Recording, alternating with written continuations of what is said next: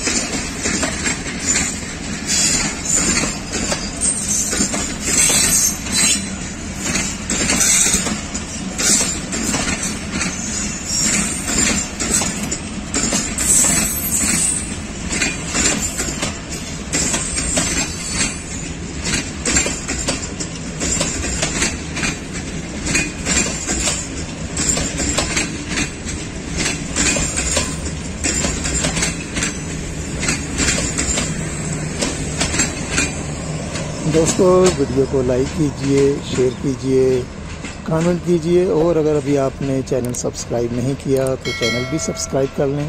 शुक्रिया।